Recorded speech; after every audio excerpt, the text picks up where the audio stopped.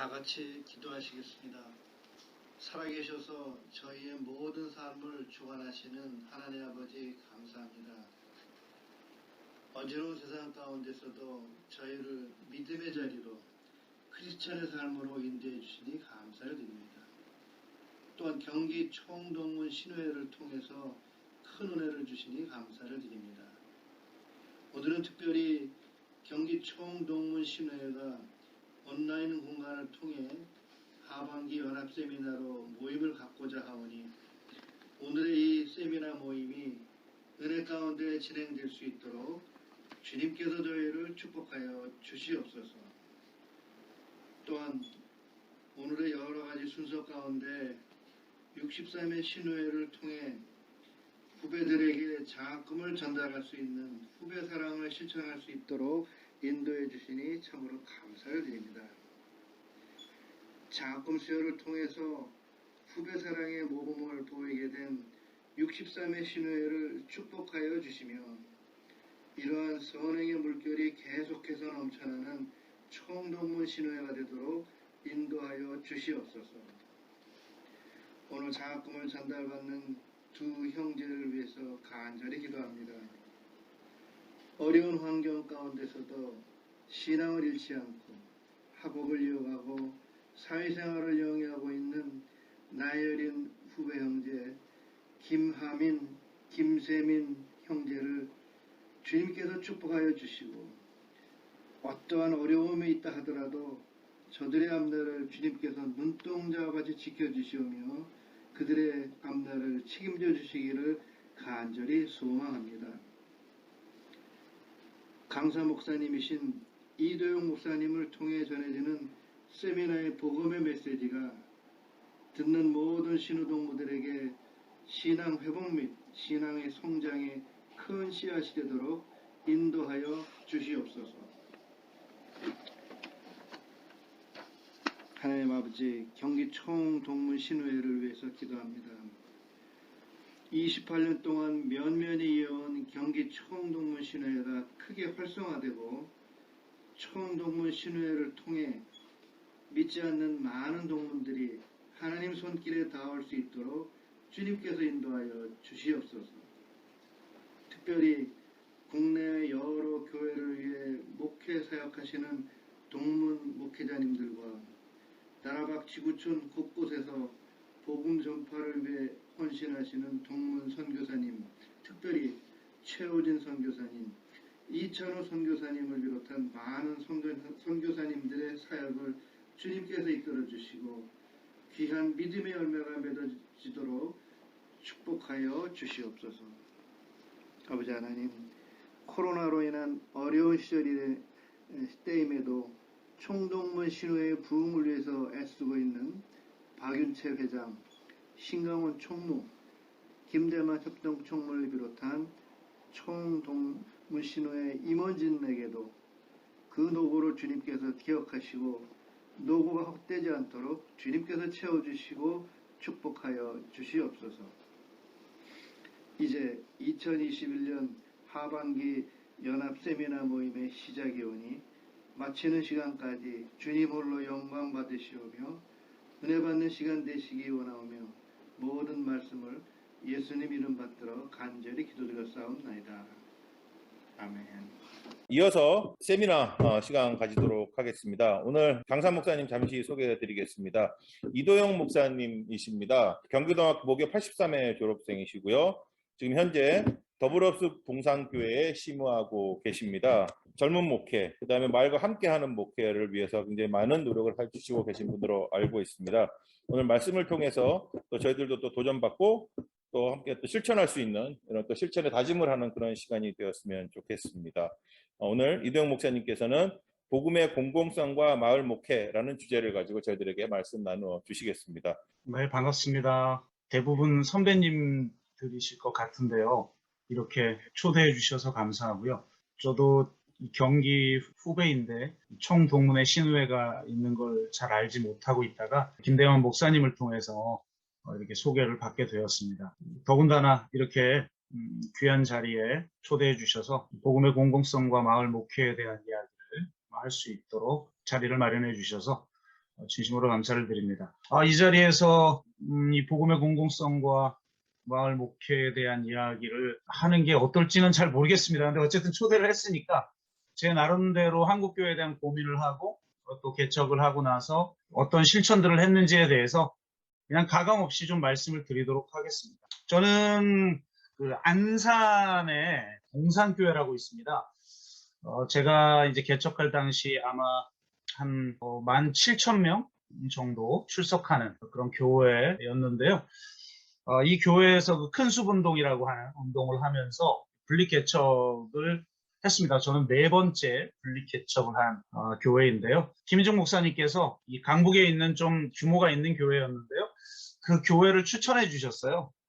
그래서 청빙 절차를 밟다가 그 교회가 좀 여러 가지 문제가 좀 있는 교회여서 뭐 취소가 됐다가 청빙 절차 자체, 청빙위원회 자체가 해체됐다가 다시 모이고 막 이런 과정을 거치면서 2009년 봄에 지원을 했었는데 2009년 11월 말에 결정이 났어요. 이제 저하고 어느 한 목사님하고 최종 후보로 갔는데 그 목사님이 되셨죠. 근데 그 과정이 길어지면서 제가 기도했습니다. 하나님, 만약에 보통은 이제 대형교회 부목사들은 중대형 교회에 청빙 가는 게 대체로 코스인데요. 저는 기도하면서 하나님, 만약 이 청빙이 김종 목사님이 하라고 해서 순종하는 마음으로 하긴 했는데 만약 안 된다면 저는 이 시대에 하나님이 원하시는 좀 새로운 교회를 세우길 원합니다. 이렇게 기도했었고요. 10월 말에 최종적으로 저하고 올라갔던 분이 이제 되셨어요. 그 교회 담임 목사님. 제가 지금 생각해도 그분이 되시는 게 더 적절했다고 생각을 합니다. 그리고 이제 11월 당회 때 분립개척이 통과가 되고 12월 한 달 이렇게 준비해서 개척을 했습니다. 그러니까 너무 준비 기간이 너무 짧았고 그러다 보니까 이제 동참할 분들도 모으기도 어려웠고 보통은 한 6개월 정도 최소 이렇게 준비를 하는데 그러질 못했습니다. 그래서 저는 또 기존의 앞선 사례에 이렇게 분립개척 사례들의 지원금의 6분의 1 정도, 그러니까 너무 많이 지원을 하니까 그걸 개척교회라고 하기 사람도 많이 가고 지원도 많고 하면 그걸 개척교회라고 하기 어렵다. 뭐 이렇게 갑자기 그런 원칙들이 변해서 제가 아주 개척 초반에 너무 힘들게 시작을 했습니다. 그러면서 너무너무 힘들어가지고 하나님 앞에 좀 이렇게 기도하고 좀 그랬는데 좀 원망하는 마음이 많이 생겼죠. 그래도 내가 동산교회를 위해서 정말 헌신했는데 제가 9년 가까이 섬겼었는데 어떻게 나한테 이럴 수 있을까 하는 원망하는 마음도 좀 생기고 그러다가 기도 중에 하나님께서 네가 왜 원망하는 마음이 있는 줄 아느냐, 왜 그렇습니까? 그건 네가 제로 포인트에 서지 않았기 때문이다. 이렇게 말씀해 주셔서 제가 그때 정말 많이 회개하고 울고 모든 걸 다 내려놓게 됐습니다. 진짜 제로 포인트, 십자가의 자리에 서기만 하면 모든 게 감사한 건데 어떻게 나한테 이럴 수 있지 않은 마음과 또 현실적으로 개척을 준비하는데 재정 지원이 6분의 1로 주니까 너무너무 힘들더라고요. 그래서 이렇게 힘든 마음들을 가지고 있었던 것에 대해서 완전히 회개하고 주님이 먼저 가셨던 그 십자가의 길을 저도 따라간다라고 그렇게 하나님 앞에 고백하면서 이제 개척을 시작하게 됐습니다. 그러면서 기도하면서 제가 이제 개척을 하게 되면 이런 교회를 세우겠습니다라고 하는 마음들을 가졌었는데요. 제가 어떻게 희한하게 하나님이 인도하셔서 화성 봉담이라고 하는 곳에 개척을 하게 됐습니다. 생전 처음 가본 곳이었고 기도 응답으로 어쨌든 여기를 가게 됐는데요. 제가 이 교회를 하면서 이제 비전을 가졌던 것은 한국 교회에 주신 다양한 영적 전통을 통합하고 10년 후 한국 교회 나갈 방향을 제시하는 교회가 된다. 이거였습니다. 저는 독특하게 하나님께서 이런저런 여러 가지의 어떤 그 경험들을 하게 하신 것 같아요. 근데 그것이 경험한 현장들을 가보면 다 이렇게 분리되어 있어요. 그래서 이제 새로운 시대는 이게 통합되지 않는 한은 한국 교회가 좀 많이 어렵다. 그런 생각을 하게 되었고 10년 후 한국 교회가 나갈 방향을 제시하는 그런 교회가 10년 동안 한번 좀 세워졌으면 좋겠다. 이런 생각을 하게 되었는데 다양한 영적 전통이라는 게 여러 가지로 말을 할 수가 있죠. 뭐 말씀 중심, 성령 중심, 뭐 개인 중심, 사회 중심 이런 여러 가지 영성이 있다면 저는 성교적 교회를 추구하고 있기 때문에 성교적 교회에서 가장 중요한 건 삼위일체 신학입니다. 그래서 저는 대부분을 다 삼위일체 신학으로 이제 푸는데요. 한국교회 영적 전통을 나름대로 정리를 해보면 한국교회는 진보적인 교회와 복음주의적인 교회와 오순절적인 교회가 있어요. 저는 개인적으로 복음주의적인 교회에 속해 있는 목사죠. 합동 측이니까요. 그러나 또 소수이지만 진보적인 교회의 역할들이 있었다고 생각을 하고 또 오순절적인 교회는 뭐 교회사에서 인정하는 바지만 20세기 부흥은 오순절적인 파들이 견인했죠. 이것을 이제는 통합해야 된다. 진보적인 교회는 하나님을 강조하고 복음주의적인 교회는 예수님을 강조하고 오순절적인 교회는 성령님을 강조하지만 이 세 가지가 이제 통합되지 않으면 안 된다라고 생각을 했습니다. 대부분 복음주의적인 교회와 오순절적인 교회가 중첩되는 경우가 많이 있죠. 그런데도 역시 좀 다릅니다. 제가 안산동산교회 같은 경우는 김인종 목사님이 개척하면서 성령 체험을 하시고 굉장히 열정적으로 목회를 하시는 분이셨기 때문에 오순절적인 영성도 받아들이는 교회였음에도 불구하고 제가 부목사로 가고 나서 거기서 이제 내적 치유 수양회라는 걸 세팅하고 제가 주로 안산동산교회에서는 성령 사역을 중심으로 했습니다. 근데 이제 성령 사역을 하다 보니까 뭐 동료 목회자들이 뭐 문제 제기하고 또 장로님들이 문제 제기하고 뭐 신비주의다, 뭐 좀 이단인 것 같다, 막 별소리를 제가 다 들었어요. 그래서 김인종 목사님이 막아주시고 계속 이렇게 지원해 주셔서 정말 신나게 사역을 했습니다. 정말 성령의 강력한 기름 부심이 임해서 그러면서 교회에서 이렇게 문제 제기를 막 받는 경험을 하면서 이게 다르구나. 복음주의적인 교회가 오순절적인 교회와 다르구나.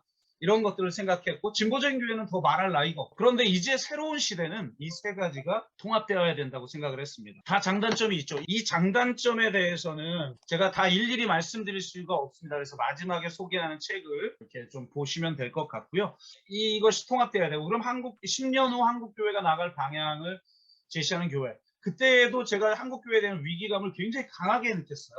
이러다가 진짜 한국교회 망하는 거 아닌가? 막 이런 위기의식을 가졌는데 지난 10년 동안도 이게 더 심화돼 버렸죠. 더 가속화된 것 같아요. 그런데 어쨌든 10년 전에는 그런 어떤 위기감을 제가 느끼면서 제 개인적으로 판단할 때 이건 정말 한국교회가 위기다. 강북교회 패러다임, 강남교회 패러다임도 한계에 봉착했다.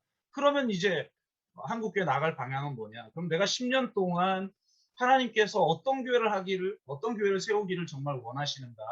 이거에 대한 고민을 했고요. 10년 후 한국교회 나갈 방향은 이겁니다. 저희 교회 주보에 새겨져 있는 건데요. 하나님 나라 신학과 십자가의 영성과 성령의 능력을 갖춘 독진적 제자 공동체를 통해 공교회성과 공동체성과 공공성을 회복하는 성교적 교회가 된다. 이것이 저의 비전이었어요. 저는 가장 크게는 한국교회의 복음은 너무 사사화돼 있다. 개인 영혼 구원의 복음으로 축소돼 있다.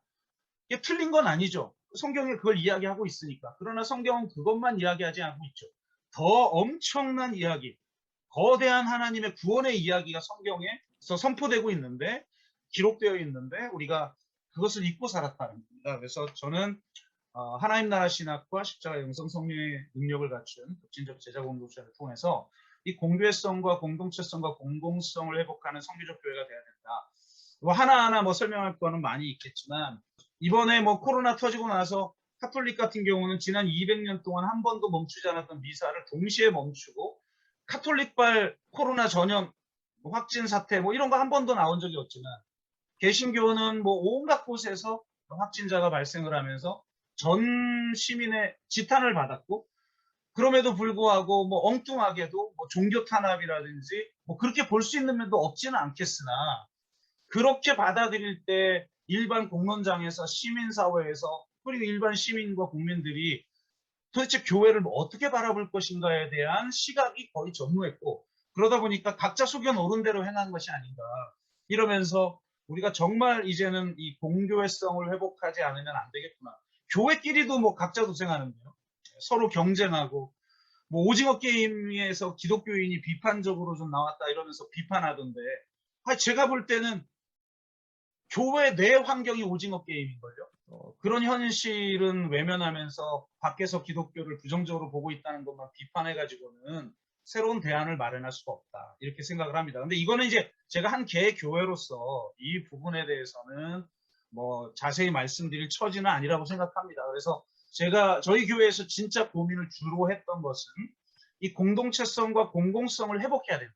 공공성은 원심력에 해당하고 공동체성은 구심력에 해당한다는 거죠. 이 두 가지의 균형이 이루어지면서 선교적 교회를 해야 된다. 대부분 어떤 교회는 공공성을 굉장히 강조하는데 그러다 보니까 공동체가 세워지는 게 굉장히 어려워요. 또 공동체성 어떤 곳을 제가 탐방해 보니까 아예 거기는 같이 살더라고요. 같이 살면서 아이들 학교도 보내지 않고 자체적으로 대안학교를 만들어서 가보니까 뭐 한 곳은 영어로 수업하고 하나는 중국어로 수업하면서 막 하는 공동체가 있었어요. 제가 첫 질문이 그랬어요. 그럼 이 공동체는 이 지역을 위해서 무엇을 하고 있습니까? 여쭤봤는데 뭐 대답을 못 하시더라고요. 그러니까 아무래도 이걸 같이 한다는 게 현실적으로 굉장히 어렵다는 겁니다. 그러나 저는 앞으로의 대안은 이 두 가지를 함께 이루어야 된다. 이렇게 생각을 했고요. 공동체성은 교회 본질이죠. 교회는 조직이 아니에요. 건물이 아니에요. 교회는 하나님의 가족이에요. 새로운 가족. 예수 그리스도가 십자가에서 죽으시고 부활하신 이유 중에 하나는 바로 이 새로운 하나님의 가족을 세우기 위한 것이에요. 근데 진짜 한국 교회를 개교회들을 바라보면서 정말 새로운 가족이라고 말할 수 있는가? 초대교회의 모습이 나타나고 있는가? 물어보면 그렇다라고 대답할 수 있는 교회가 몇 개나 있는가? 이렇게 생각이 듭니다. 그래서 저희가 공동체성을 위해서 실천하는 것들은 많이 있지만 주제가 공공성과 마을 목회니까 이건 간단하게 넘어가 하나만 소개하면 공동체성은 규모가 너무 커지면 공동체성이 사라지죠. 조직이 움직이는 거지 진짜 가족 같은 교회가 될 수가 없죠. 그렇다면 성장은 어떻게 하느냐? 성장도 해야 되죠. 성경에 보면 분명히 성장을 부정적으로만 보지는 않기 때문에 그렇습니다. 성장 자체를 추구하는 건 문제가 되지만 말씀의 흥황함을 통해서 성장하는 것은 성경의 사도행전에 분명히 나와 있기 때문에 그렇다면 어떤 성장이어야 되느냐? 끊임없이 지속 가능한 분립 개척을 통한 성장이어야 한다라고 생각을 합니다. 그래서 제가 4년 전에 저희 교회가 뭐 큰 교회는 아닙니다. 이런 특이한 정체성을 하고 있기 때문에 사실 뭐 굉장히 많은 교인들도 떠나고 작은 안산동산교회일 줄 알았더니 뭐 전혀 듣도 보도 못한 새로운 패러다임의 교회를 세우려고 하니까 참 많이 떠났고 우리가 그냥 작은 안산동산교회였으면 지금쯤 최소 3-4배 정도는 부흥하지 않았을까 하는 생각이 드는데요. 여하튼 저희가 이 4년 전에 분립개척을 할 때 청장년이 150명, 주일학교가 100명 정도 다니던 교회였는데 저 함께 있었던 부목사님이 개척하고 싶다고 해서 운영위원회에서 통과가 되어 저희가 분립개척을 했습니다. 저희는 봉담인데 여기서 한 20-30분 가면은 향남이라고 하는 곳이 있습니다. 그 향남에 향남 아름다운 교회 저희가 세웠어요. 정말 하나님이 예비하신 기가 막힌 공간을 저희가 얻고 성도님들이 직접 막 공사도 하고 이러면서 우리가 같이 축복해주면서 기도하는 장면입니다. 그리고 마지막 파송 예배, 성부영신 예배 때 파송 예배. 왼쪽 밑에 보면 거기 울면서 지금 특송하시는 분들이 참여하시는 20분 정도. 저도 15명하고 개척을 했는데 청장령 150명 교회, 주일학교까지 합치면 한 250명 되는 그런 교회에서 20명 정도가 핵심 멤버입니다. 거의 다 권사님, 안수입사님들 한 3분의 2 정도는 그런 분들이 분립개척을 했어요. 저희가 또 2년 동안은 생활비를 계속 지원을 했기 때문에 저희가 죽다 살았습니다. 주변에서 다 말렸거든요. 정말 힘들게 세운 교회를 양쪽 다 망하는 수가 있다 이러면서 반대를 많이 하셨는데 저도 걱정이 돼서 안 되겠다 이러다간 진짜 둘 다 망하겠다. 요즘 개척이 되는 시대도 아니고 그래서 작정 기도를 했는데 마지막 날 응답을 주셨어요. 그래서 망하지 않겠다. 그러나 힘들긴 했습니다. 한 2년 동안 뭐 생활비 지원하는데 보통 힘든 게 아니었어요. 그래도 하나님이 희한하게 채워주시고 저것도 코로나 터지기 전까지 한 40명 정도가 출석하는 그런 교회가 돼서 나중에 2년 후에는 자립을 했습니다. 네, 이런 교회입니다. 향남 아름다운 교회. 이렇게 분립 개척을 했고요. 이건 다 이제 공동체성을 세우는 지나치게 규모가 커지면 공동체성이 깨진다 라고 하는 겁니다. 어느 정도가 여야 되느냐 이런 건 뭐 각자 교회 사정에 맞게 또 성령이 인도하시는 대로 해야 된다고 생각을 하고요. 그리고 나서 제가 코로나19 팬데믹이 터지고 나서 이게 정말 더 절실해졌던 것은 신천지 사태를 바라보면서 그랬어요. 도대체 여기에 20만 명이나 되는 청년들이 왜 모일까? 한국 교회는 지금 20, 30대가 다 떠나고 있지 않습니까? 그럼 도대체 왜 여기는 20, 30대가 이렇게 모이느냐? 여러 가지 원인이 있는데 저는 1번과 4번 자기효능감과 희소성 모델 굉장히 중요하고 정말 그들에게 진정한 자기효능감을 젊은이들에게 주고 있고 진정한 희소성의 모델. 정말 선택, 이 사람들은 이단이니까 뭐 두말할 필요도 어떻게 이런 이단에 빠지는지 이해할 수가 없지만 그 나름대로 원인들은 이렇게 분석을 하고 있거든요. 그렇다면 진정한 공동체를 이 사람들이 보여줬다는 거예요. 그래서 아예 합숙훈련을 해버리잖아. 같이 살아버리잖아. 이 책이 굉장히 중요하다고 생각하는데 기독교의 발흥이라고 하는 책입니다. 사회학자가 쓴 초대교회의 부흥의 원인을 썼는데 뭐 복음이 굉장히 대단하고 매력적이어서 그런 게 아니었다는 거예요. 새로운 사회적 네트워크를 제공해줬다는 겁니다. 그래서 긴밀한 친교를 통해서 멤버가 되고 나서 그 다음 이 교리적 흡입력, 그러니까 선포된 복음의 매력을 느끼기 시작했다는 거예요. 그러니까 과연 지금 한국교회는 사람들에게 매력을 느끼게 하고 있는가? 새로운 사회적 네트워크를 제공하고 있는가? 이걸 저는 고민해야 된다고 생각을 합니다. 전도를 해보면 알거든요. 전도하면 전도지를 받아요. 그리고 나서 한참 가다가 쓰레기통에 버려요. 바로 앞에서는 버리지 않는다고. 근데 제가 개척하고 나서 전도를 해보면 전도지를 주잖아요. 안 받아요. 그러면서 모멸스러운 깔보는 아주 그냥 경멸스러운 눈빛으로 쳐다봐요. 너나 잘하세요. 이런 거죠. 교회가 이런 취급을 지금 받고 있다는 거죠. 그런데 어떻게 복음이 전파됩니까? 이게 지금 사회적 신뢰도가 이렇게 깨졌는데 저는 그래서 그 다음 책이 굉장히 중요하다고 생각하는데 재난 유토피아. 이 대참사가 이루어졌을 때 우리는 영화에서 보면 막 혼란이 이루어졌다고 보지만 그건 일부가 그런 거고 그 재난의 현장에 가보면 재난 유토피아가 이루어졌다. 진정한 사랑의 공동체, 평등의 공동체, 섬김의 공동체가 만들어졌다는 거예요. 직접 다 탐사해서 적은 분이 레베카 솔릿이라는 사람이 이 책을 읽는데 한 문장에 제가 꽂혔어요. 그러면서 종교가 뭐냐? 종교란 피해와 상실 없이, 그러니까 재난 유토피아는 피해와 상실을 통해서 유토피아가 이루어지는데 피해와 상실이 끝나고 나면 유토피아도 사라져버리는 거죠. 그런데 종교라는 건 뭐냐면 이 피해와 상실 없이 재난의 열매를 얻도록 보완된 방식 가운데 하나다. 아니 기독교를 모르는 사람, 믿지도 않는 사람이 하는 말이 일반 사회에서 기독교나 다른 종교에 대해서 정말 원하는 게 뭐냐? 재난 유토피아를 보여주고 있냐는 거예요. 초대교회는 보여줬죠. 모이게 힘썼고 기적이 일어났고 핍박은 받았지만 존경받았고 지금은 거꾸로잖아요. 핍박은 안 해요. 왜 존경도 안 해요. 근데. 이게 완전 정반대의 교회가 돼버려. 그리고 내 것을 내 것이라 하지 않고 사도들의 발 앞에 내어놨을 때 정말 각 필요에 따라 나눠 쓰고 그 가운데 가난한 자가 하나도 없는 재난 유토피아가 재난 없이 이루어졌어요. 초대교회. 근데 지금 한국교회는 그런가? 그럼 누가 교회에 오고 싶어 하는가? 그러니까 점점 젊은이들도 떠나고 일반 사람들은 경멸스럽게 바라보는 이 공동체가 돼버리지 않아요. 그럼 정말 초대교회와 같은 공동체성을 문자적으로 우리가 따라할 수는 없지만 지금 이 시대에 맞게 이 공동체성을 회복하는 실험들을 해야 한다. 저는 이렇게 주장하고 싶고요. 자, 그 다음에 이제 말씀드리고 싶은 거는 공공성입니다. 정말 중요한 건 제가 페어처치라는 책을 썼는데요. 공정한 교회란 무엇일까? 공정은 일반 사회에서 말하는 공정이 아니라 성경에서 말하는 하나님의 의예요. 성경의 하나님의 의를 말할 때 두 가지로 말하죠. 미시파트와 체데크.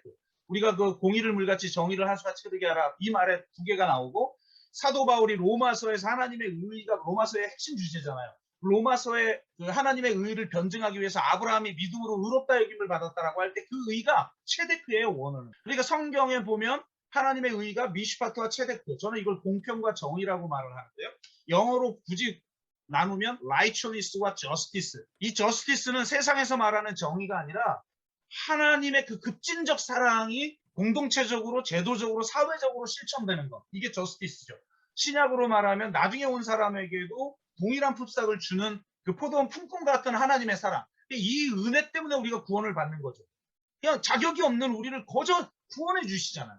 이 하나님의 의는 개인적 관계에서만 나타나는 게 아니에요. 근데 한국 교회는 이 라이처니스를 개인적 차원에서만 이해한다는 거예요. 이거는 성경을 완전히 사사화시킨, 성경을 너무나 축소시킨 의미다. 그래서 이 두 가지를 다 회복해야 된다. 라이처니스만 남고 저스티스가 사라져버린 한국교회 복음을 회복해야만 이 복음의 공공성을 우리가 회복할 수 있다. 그래서 이 두 가지를 합쳐서 바로 이 페어처치를 이야기한 거고, 지역교회를 세우면서 마을 공동체를 세워나가는 교회가 되야 됩니다. 지역교회는 로컬리티가 있어야 돼요. 지역성이 있어야 되는데 한국교회는요, 지역교회인데 유니버셜 처치예요. 다 개교회가 보편적 교회가 되어버렸어요. 그래서 어디다 갖다 놔도 똑같아요. 화성에 있는 교회를 서울에 갖다 놔도 되고 서울에 있는 걸 화성에 갖다 놔도 돼요. 이게 어떻게 로컬 처치입니까? 그러니까 로컬 지역에 뿌리를 내리지 않았다는 거예요, 한마디로 말하면. 그래서 저는 진짜 지역에 뿌리를 내리고 느린 속도로 그 지역의 커뮤니티들과 함께 소통하고 함께 마을 공동체를 세워나가고 또 마을을 막 변화시키는 이런 일들을 교회가 해야 된다는 겁니다. 그래서 저는 마을 만들기라고 하는 운동들을 실천했는데요. 세 개의 키워드입니다. 마을은 사는 것이 아니라 상상하는 것이다. 그냥 공간이 아니라는 겁니다. 추상적인 공간이 아니라 우리의 상상을 통해 만들어가는 것이 마을이고 마을 자체가 복지다. 마을의 복지 시스템을 가져오는 게 아니라 마을 공동체가 회복되는 것이 복지고 그 자원은 이미 마을 안에 있다. 이 세 가지 키워드를 가지고 구체적으로는 fair life, 일상을 새롭게 디자인한 그것이 더 넓어져서 fair village, 새로운 공평과 정의가 이루어지는 그 마을 공동체를 만들어가고 그 과정 속에 이 마을의 다양한 커뮤니티들이 세워지는 것. 이것이 이런 역할들을 교회가 해야 한다라고 생각을 했고요. 지역을 조사하고 지역의 필요가 무엇인가? 하나님은 지금 이미 기본적으로 기독교 영성은 하나님을 위해 우리가 뭘 하느냐 이게 아니라고 생각해요. 하나님이 우리를 위해 무엇을 하고 계시는가를 깨닫고 그 하나님이 일하고 계심에 동참하는 게 영성이다. 이렇게 생각을 기본적으로 하고 있고 선교적 사역도 마찬가지예요. 이미 지금 일하고 계신 하나님이 어디서 일하고 계신가? 무엇을 지금 하고 계신가? 그것을 예민하게 관찰하고 분별하고 경청하여서 그 하나님의 일하심에 동참하는 거라고 생각하는데요. 그러기 위해서는 하나님이 어디서 일하고 계시는지 그것에 가장 중요한 건 그 지역의 필요를 채우고 계신다. 지역을 변화시키고 계신다. 세상 한가운데에서도 하나님이 교회를 통해 이루셨던 그 하나님 나라 공동체의 모습을 세워가고 계신다. 뭘 하고 계실까? 그걸 조사해서 페어라이프 센터라고 하는 걸 만들었습니다. 페어라이프 센터 NGO, 마을 만들기 NGO를 만들어서 이제 지역을 섬겼고 개척할 때 작은 공간이지만 카페와 마을 서재와 어린이 도서관, 마을 도서관을 만들어서 지역사회와 소통하는 걸 했고요. 그럼 어떤 일을 할까를 저희가 고민하면서 8개의 키워드를 만들었습니다. 저는 나침반과 풍향계가 굉장히 중요하다고 생각하는데 나침반은 성경이죠. 방향을, 우리가 진짜 나아갈 방향을 제시해줘요. 그러나 나침반만 있으면 안 되죠. 풍향계가 있어야 됩니다. 지금 이 세상을 움직이고 있는 트렌드가 뭐냐?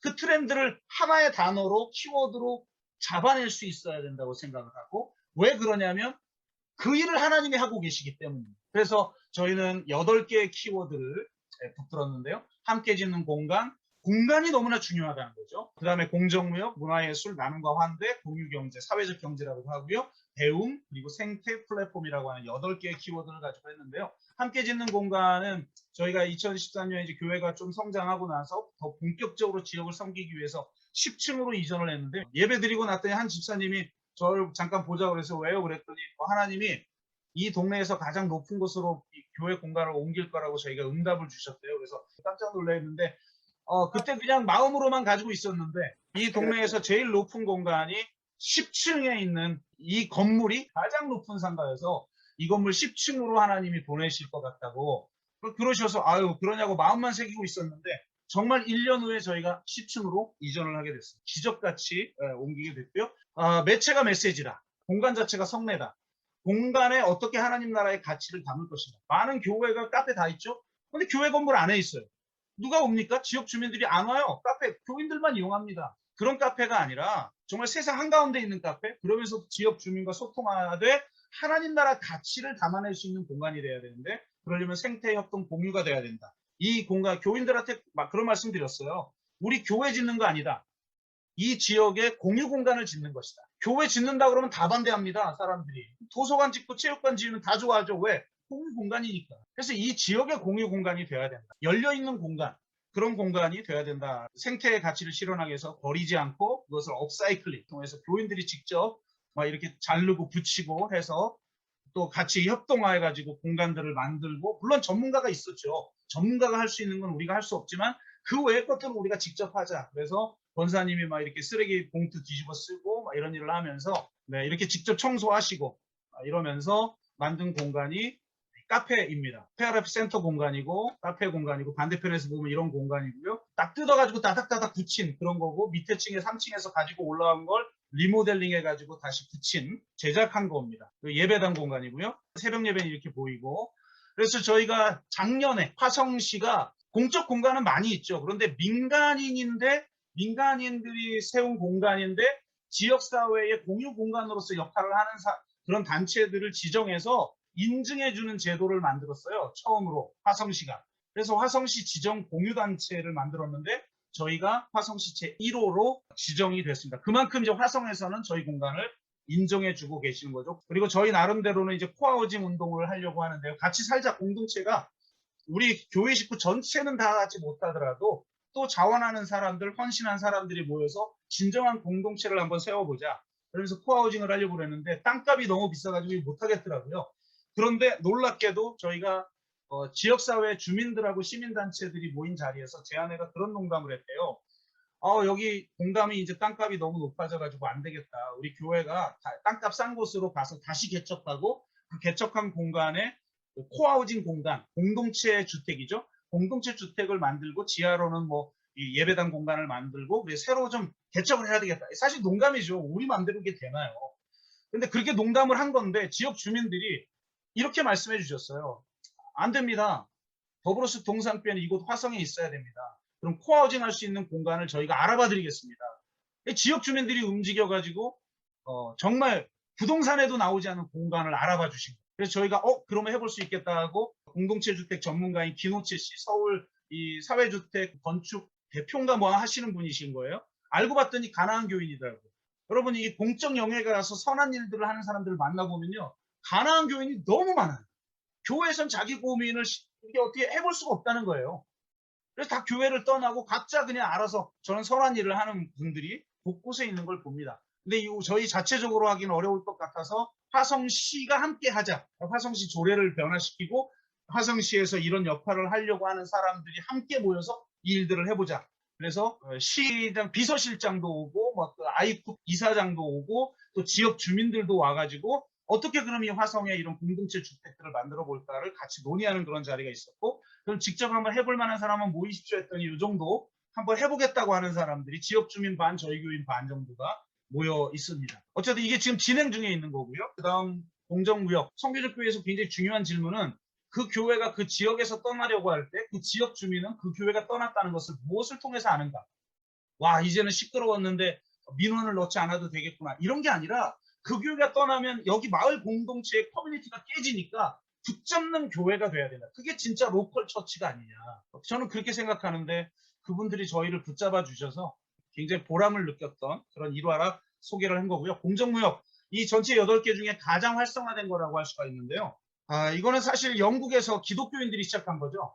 지금은 영국은 공정무역 교회만 해도 4,000개가 됩니다. 그런데 한국 교회는 이런 걸 하질 않아요. 기독교에서 시작했는 다 시민단체가 하죠. 그래서 저희가 개척하자마자 공정무역 카페를 3층에 세우고 이 공정무역 운동을 했습니다. 캠페인을 하다가 이게 캠페인 가지고는 도저히 확산이 안 돼서 2015년도에 저희가 공정무역 교실이라는 걸 통해서 아래로부터, 이게 한국에서는 최초로 아래로부터 시작된 공정무역 마을운동이에요. 이건 공정무역 운동, 한국 공정무역 운동사에 기록이 돼 있습니다. 그래서 저희가 마을에서 자체적으로 시작한 저희 교인들 뭐 한 3분의 1, 그 다음에 지역 주민들 3분의 2 정도가 모여서 이 교실을 마치고 강사가 돼서 이렇게 동아 중학교 아이들이 방문했다가 교회인 줄 알고 깜짝 놀라고 천정에 십자가가 있잖아요. 그럼 매년 저렇게 옵니다. 자유학기제인가 그런 프로그램으로 저희가 하는 거죠. 그래서 너무나 아이들이 막 편지도 쓰고 이러면서, 그러다가 2018년도에 시가 이거 너무 좋은 운동인데 시가 지원하겠다. 그래서 시가 예산을 대고 지원해서 동북권 27명, 서북권 37명에 대해서 지금까지 지금 2021년도에도 이걸 했습니다. 계속 시에서 지원하는 운동을 하고 메인으로 저희가 이걸 세팅하고 기획을 합니다. 국회에서도 공정무역 국회 포럼을 했죠. 그리고 여기에 초대된 분이 세계 공정무역 마을위원회 루이스 헬러인데 이분이 한국에서 단 한 군데를 방문했는데 저희 교회를 방문한 거예요. 왜냐하면 아래로부터 시작된 최초의 공정무역 마을운동이기 때문에 저희 교회에 방문을 했고요. 그리고 화성 시내에서도 공정무역 교회, 또 공정무역 운동, 그리고 경기도 의원들하고 같이, 여기 보면 지금 6개의 그 시장이 지금 왔어요. 남경필 경기도지사 시절이었는데 저도 같이 사진 찍고 국제 컨퍼런스를 저희가 기획을 해서 경기도 6개 도시가 참여해서 국제 컨퍼런스를 했고요. 그것이 더 확장되면서 이제 화성시에서도 공정무역 마을위원회를 시민들이 모여서 같이 만들었고, 저는 이제 사진만 주로 좀 찍었습니다. 그러면서 2018년도에는 공정무역 포트나잇이라고 하는 전 세계에서 굉장히 유명한 프로그램인데요. 2주간 공정무역 캠페인을 도시별로 하는 거예요. 근데 여기에 10개의 경기도시가 참여를 해서 했습니다. 저희가 기획을 했고요. 그래서 개막식은 10개의 도시가 한 곳에 모여서 화성시에 모여서 했습니다. 폐막식은 각자 도시로 흩어져서 10개의 도시로 흩어져서 했는데 화성은 저희 교회에서 했습니다. 이제 저희 교회에서 폐막식을 하는 장면이고요. 지역 주민들이 참여했습니다. 여기 한 4분의 1은 저희 교인이고 나머지 분들은 지역 주민들입니다. 그리고 그 다음에 세계공정무역위원회에서 각 나라에 세워진 공정무역 커뮤니티를 인증하는 제도가 있는데 저희가 교회가 정말 영광스럽게도 뭐 협동조합도 있고 회사도 있고 뭐 마을회관도 있고 굉장히 커뮤니티가 많은데 저희가 제1호 한국 제1호 마크를 받은 공식 인증 커뮤니티입니다. 역사에 보면 교회인데 인증을 받은 거죠. 이런 역할들을 했고 저는 한국 교회가 이걸 다 하면 좋겠어요. 너무너무나 한국 교회가 잘할 수 있는 사역이 공정무역 사역이고 마을 네트워크가 살아있는 유일한 커뮤니티 아직까지 남아있는 이게 바로 교회 아니겠습니까? 그렇다면 교회만큼 이런 마을 운동을 잘할 수 있는 곳이 없다. 그리고 문화예술 사실 제일 많이 한 건 이거죠. 왜냐하면 봄, 여름으로 그냥 거의 한 몇 달씩 프로그램들을 진행했으니까요. 일상적으로 이루어지는 사람들이 이 프로그램을 지역 홍보를 보고 왔다가 교회였네요 하고 다들 놀래요. 어떻게 교회가 이런 일을 하냐고 하면서 아주 다양한 일들이 이루어졌는데 그림만 보겠습니다. 3층 시절부터 했고 이제 10층에 올라와서도 하고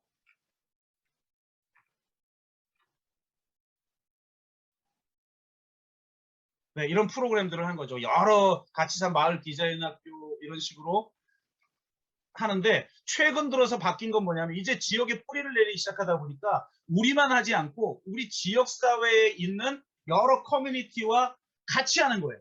그래서 옆에 보면 비건 식빵인 느린 식빵, 여기 동네 책방, 그리고 나그네 공방이라는 공방, 그 다음에 여기 양봉을 하는 유기농 양봉을 하는 양봉, 그 다음에 유기농 뭐 비누를 만드는 곳, 그 다음에 가죽 공예를 하는 곳 이런 곳들하고 연대를 해서 프로그램을 같이 하는 거예요.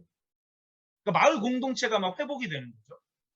굉장히 척박한 도시, 이 봉담은 척박한 도시인데 이런 일들이 이제 봉담에서 싹트고 있다라는 겁니다. 이런 생문공 이런 것들을 같이 하고 있고 그런 걸 소개하는 책자도 같이 만들고 이렇게 저희들이 진행을 하고 있습니다. 이런 프로그램들을 했다 뭐 이런 거고요. 그다음 나눔과 환대, 벼룩시장과 평화원 책방. 그러니까 이 분쟁 지역의 평화 도서관을 만들자.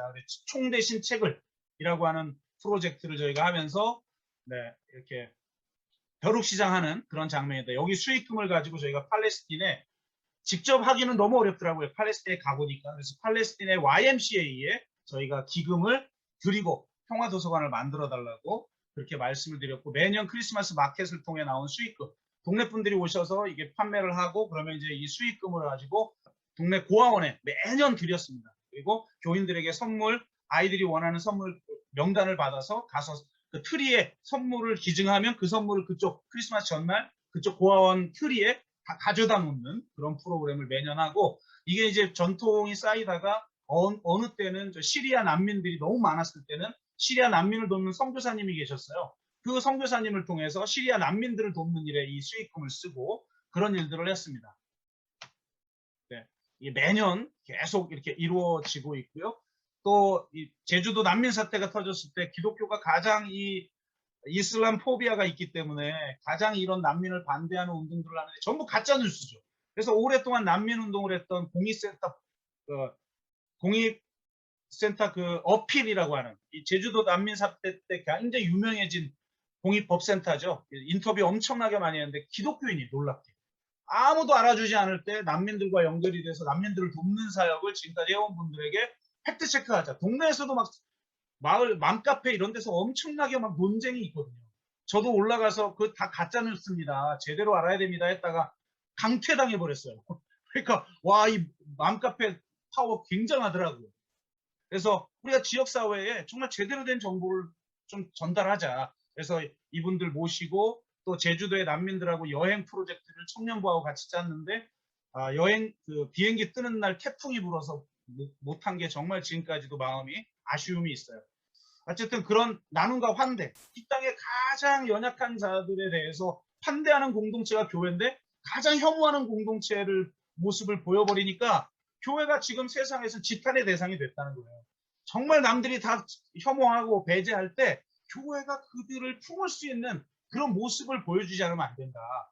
이렇게 생각을 하고, 또 사회의 가장 연약한 곳에 저희가 물품 기증을 받아서 직접 가서 전달해드리고 하는 일들을 했고요. 또 공유경제, 저희가 3층에서 10층으로 넘어왔을 때 그 공정무역 카페를 사회적 협동조합으로 전환했어요. 교인들 중에 자원하는 분들이 이 조합원이 되고 출자금을 내서 저희가 협동조합을 세웠습니다. 이것이 화성 제1호로 세워진 사회적 협동조합이어서 사회적 경제 페스티벌이나 이런 것들이 있으면 저희 교회를 초대하지요. 네.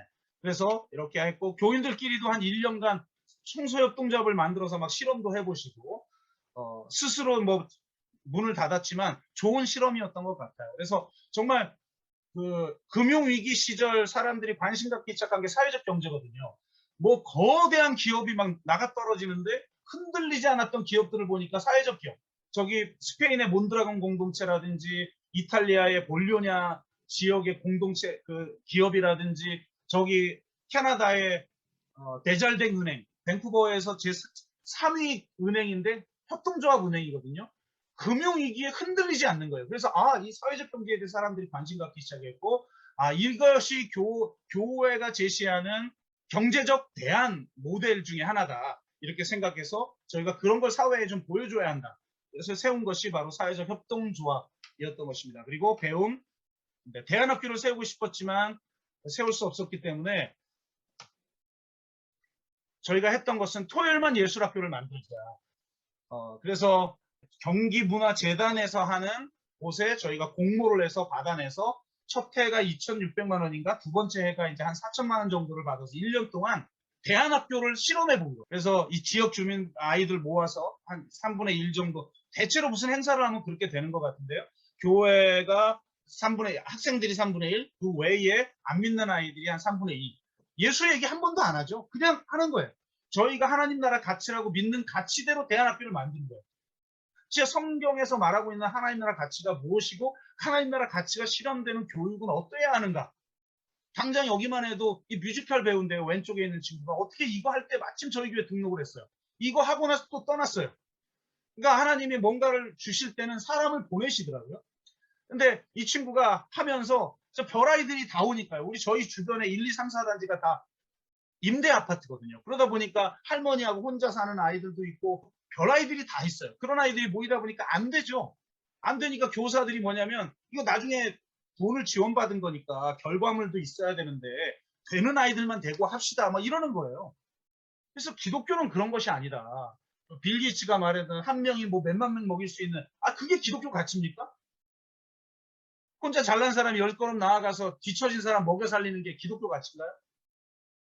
혼자 10걸음 앞서 나갈 수 있는 사람이 아니라 10사람이 함께 한 걸음이라도 함께 갈 수 있도록 인도할 수 있는 사람. 그것이 하나님 나라 가치 아니겠느냐. 그럼 여기 못 따라오는 아이들도 같이 갈 수 있어야 된다. 그게 기독교적 가치를 실현하는 교육이다. 진정한 배움은 함께함에 있다. 그래서 설득시켜서 근데 그 설득시키는 저희도 이게 안 될 것 같았어요. 전반기 때는 이거 도저히 안 되는 거, 물건 누가 훔치고 누가 때리기도 하고 막 서로 싸우고 안 되는데 끝까지 품고 갔더니 2학기 때 아이들이 변하기 시작하는 거예요. 나중에 끝날 때는 막 울고 다시 내년에도 하게 해달라고 그러고, 끝날 때쯤 예수 얘기 단 한 번도 하지 않았는데 3명인가가 교회 등록했어요. 헤어지고 싶지 않아서 청소년부에 등록을 해버린 거예요. 직접 연말에 발표를 하는데 이 발표 자기들이 작사하고 작곡하고 춤을 만들고 안무를 만들어서 완전히 세상에 없는 스토리로 뮤지컬을 공연했는데 다 울었어요. 너무너무 감동적이었던 그렇습니다. 그래서 2013년도부터 저희가 시작했었는데 이제 직접 녹화도 해가지고 CD도 다 아이들한테 주고, 그런데 2014년에 이때 세월호 참사가 터졌어요. 아이들이 제일 슬퍼했고, 아이들이 스스로 이 공동체 프로그램이 있어요. 함께 작사하고 함께 작곡하는 공동체 프로그램이 있는데 거기서 자기들의 마음을 내어놓고 함께 작곡한 곡이 막 세상에 알려지기 시작하면서 세월호 참사 전국민 집회하는 곳에, 여기가 지금 광화문입니다. 오른쪽에 보면 광화문에 초대받아서 몇만 명 앞에서 공연하기도 하고, 서울 처음 간 애가 있다고 그래서 제가 깜짝 놀랐어요. 아무리 여기가 그래도 경기도인데 시골도 아니고 서울을 처음 가다니 그래도 진짜 처음 간 애가 있다 그래서 깜짝 놀랐는데요. 이렇게 되고 아이들이 2014년도에도 이런 일을 했습니다. 그리고 빅파티라고 하는 프로그램을 저희가 했는데요. 빅이슈라고 영국에서 시작된 프로그램이죠. 노숙자들을 자활하는 프로그램인데요. 잡지를 만들고 그래서 판매한 것의 반을 자신이 가질 수 있도록 하면서 노숙인들이 자활하는, 여기 다 노숙인들이에요. 아이들 빼고는 토토토 아이들하고 노숙인들하고 같이 발표회하고 또 활동했던 사진. 그래 너무 감사하다고 저희 교회를 또 오셨어요. 이거는 원래 어떤 프로그램인데 너무 고맙다. 그곳에 우리가 가서 고마움을 표현해야 된다 그래서 저희 교회 와서도 공연을 해주시는 장면이고 이분들은 처음에 한 달에 한 번씩 오겠다고 그래가지고 저희 교회 한 달에 한 번씩 예배를 드렸어요. 그래서 아니 서울에서 여기 오기 힘들 텐데 그러니까 역시 1년 다니시더니 겨우 못 왔는데 이 중에 한 분은 저희 교회 등록하셨어요. 그래가지고 이분 등록할 때 그분도 울고 부모 떠나고 가족 떠나고 길거리에서 주무시던 분이 가족이 생겼으니까요. 그 다음 연도에는 꿈의 학교라고 하는 2015년도부터 이런 프로그램, 경기도에서 하는 프로그램인데 화성에서는 경기교육청에서 이걸 지원을 했는데 화성에서는 하나였는데 이게 호응이 너무 좋아가지고 화성에서는 그 다음 연도에 자체 예산으로 20개의 꿈의 학교를 만들어서 진행을 했습니다. 근데 저희가 어쨌든 화성에서 유일하게 했던 꿈의 학교인데요. 정말 이때도 굉장히 감동적인데요. 우리가 어떤 프로그램이냐면 화성에 숨어있는 분들이 있어요. 지역사회를 섬기는 숨어있는 분들. 우리는 어디 놀러 가려면 다 바깥으로 가거든요. 동해로 가고 다른 서해로 가고 화성 내로는 가질 않아요. 저희가 새로운 지도를 만들자. 화성에서 의미 있는 일을 하는 분들을 서로 엮는 희망의 지도를 만들자. 고수를 찾아 숨은 고수들을 만나는데 진짜 화성 내에도 숨은 고수들이 있었더라고요. 이름도 없이 빛도 없이 지역사회를 섬기는 분들이 있었어요. 그분들이 공동체 프로그램이죠. 한 아이가 자라기 위해서는 한 마을이 필요하다. 마을 공동체 교육을 저희가 적용을 해서 이 꿈의 학교라는 걸 진행을 했고요. 연극마을도 있고 또나또 목장이라고 진짜 생전 보지도 못한 유기농 목장도 있고 별개의 화성에 다 있더라고요. 이것들이 서로 네트워크를 통해서 아이들을 함께 교육하는, 지역이 함께 학교에서만 갇혀서 국영수 공부하는 게 아니라 지역사회 마을 주민들과 함께 이런 교육이 이루어져야 된다. 이걸 실험적으로 해본 거고요. 플랫폼으로 넘어가는데 교회는 지역사회에 뿌리를 내리고 지역의 다양한 커뮤니티가 서로 상생하는 마을 공동 생태계를 만들 수 있는 공간이 돼야 된다. 연결의 공간, 공유, 협력의 공간, 창조의 공간이 되고 거기서 큐레이션 역할을 할 수 있다. 플랫폼을 지배하는 자가 세상을 지배한다. 근데 이제 플랫폼도 막 넘쳐나기 시작하죠. 그러니까 결국 그 플랫폼을 어떻게 큐레이션 하느냐, 이게 중요하고 교회의 역할은 이 플랫폼을 큐레이션하는 역할을 해줄 수 있다.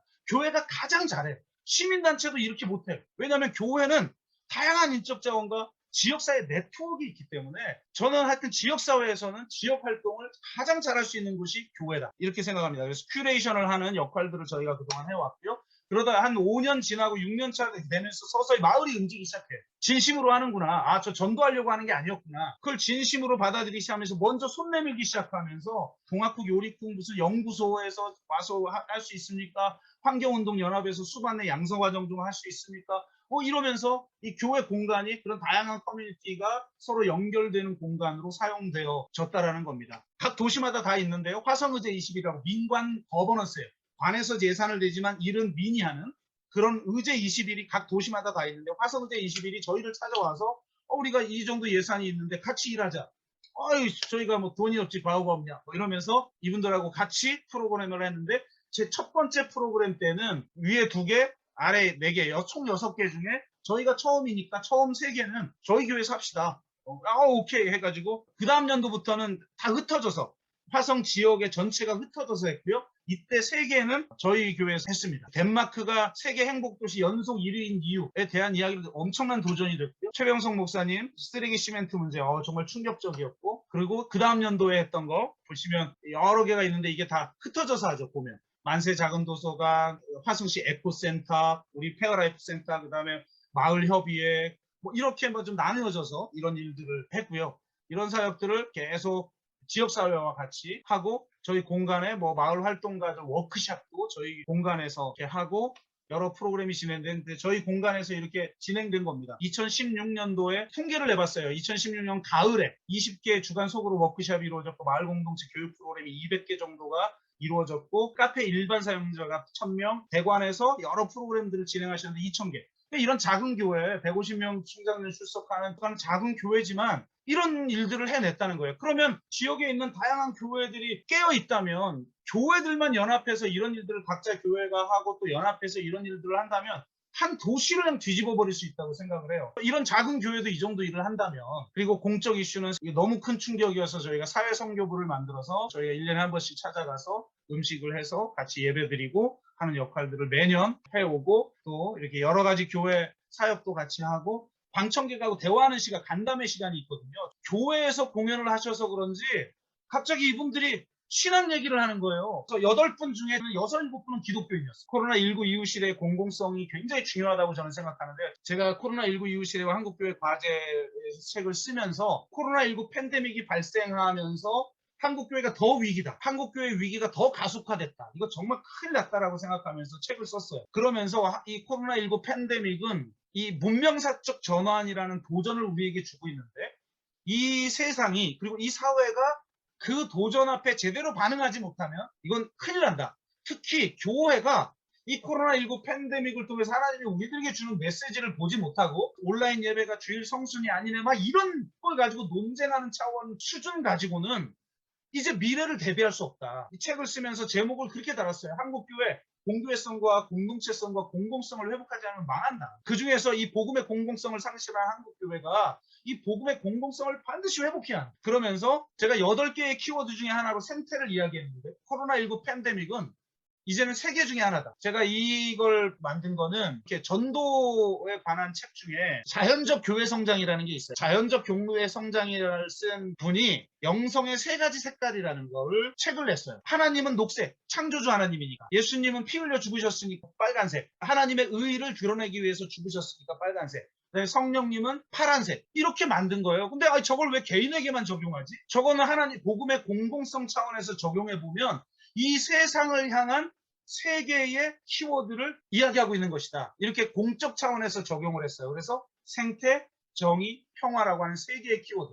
생태가 3개 중에 하나로 드러났죠. 그만큼 중요한 키워드가 됐다.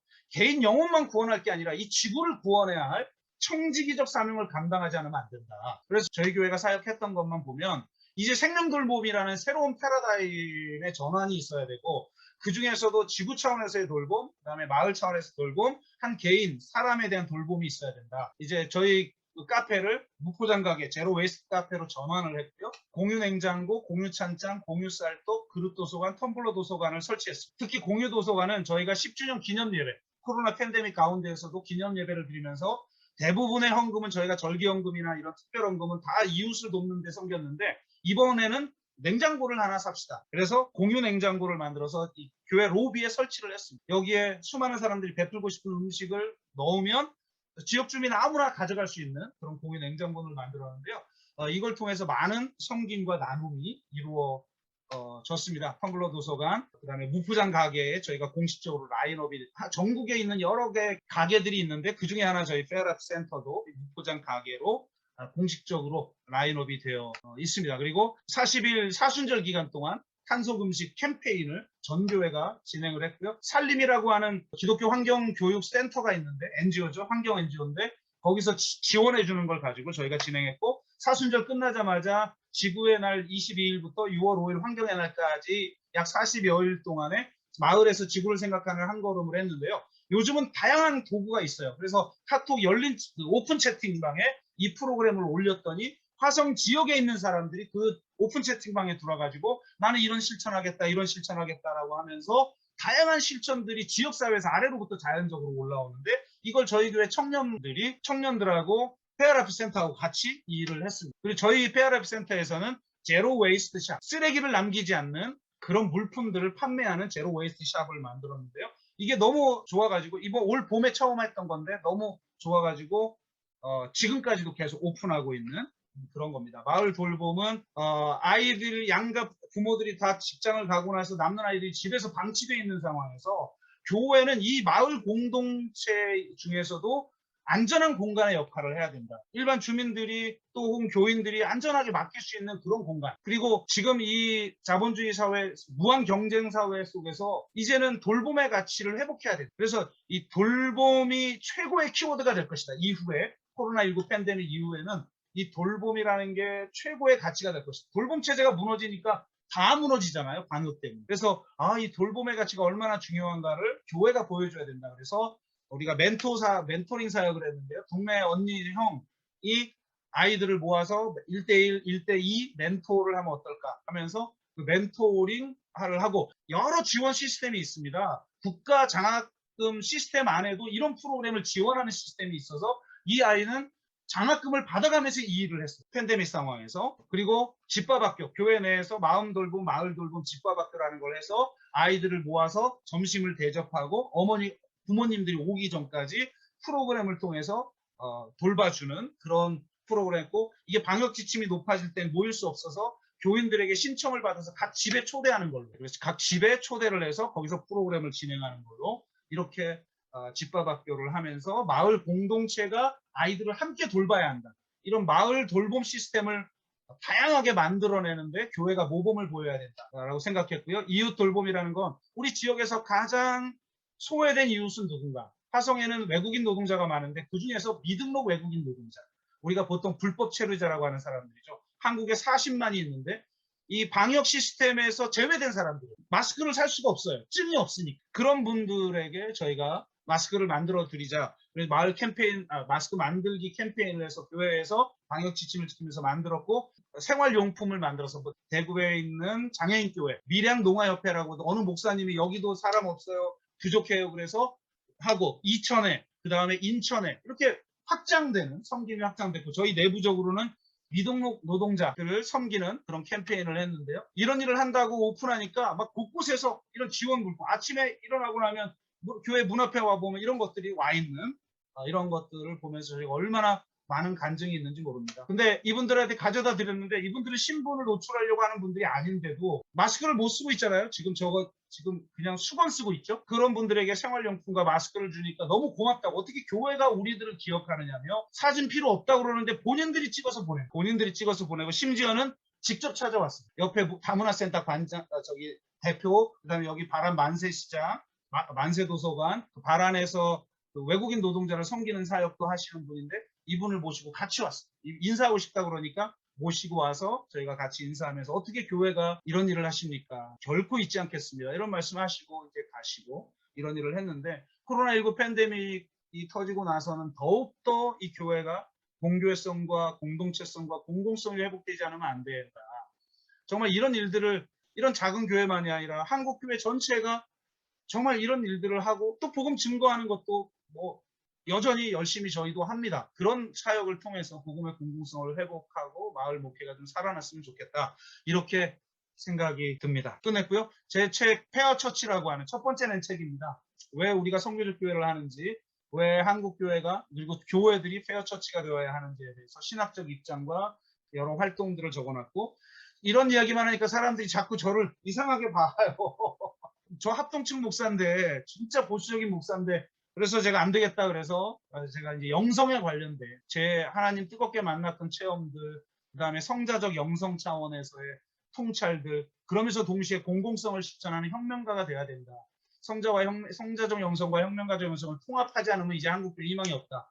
영성에 대한 내용을 썼어요. 두 번 설명할 필요 없이 그냥 이 책만 읽으면 변론이 되지 않겠나 해서. 그리고 최근 코로나19 팬데믹 터지고 나서 코로나19 이후 시대와 한국교회 과제라는 책을 썼습니다. 부족하지만 어쨌든 한국교회가 나갈 방향을 제시하는 교회가 되기를 하나님이 그런 마음을 주셔서 나름대로 분투하면서 여기까지 왔습니다. 잘못한 것도 많고 실수한 것도 많고 실패한 것도 많이 있지만 달려온 이야기들 간단하게 말씀을 드립니다. 이상으로 마치죠. 네, 감사합니다. 이도영 목사님. 다들 각자의 곳에 계시지만 우리 강의해 주신 우리 이도영 목사님 위해서 다시 한번 박수 한번 부탁드리겠습니다.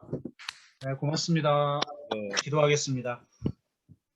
하나님, 참 부족한 사람이 이 시대의 한국교회 위기를 바라보며 아파하시는 하나님의 마음을 품고 여기까지 달려온 이야기를 전하였습니다.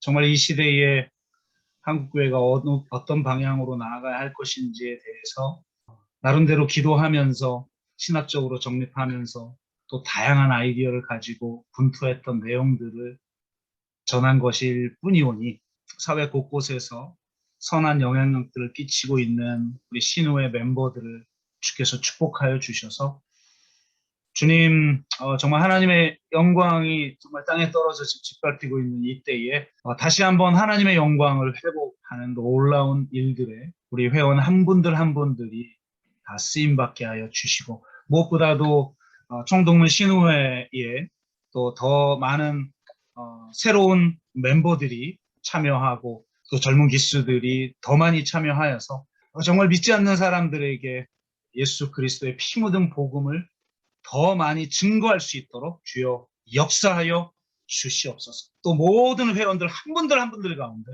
정말 성령의 기름을 부어주시고 하나님의 축복으로 채워 주실 줄로 믿습니다. 주께서 함께 하시는 줄로 믿사옵고 감사드리며 예수 그리스도의 이름으로 축복하며 기도하옵나이다. 아멘. 아멘.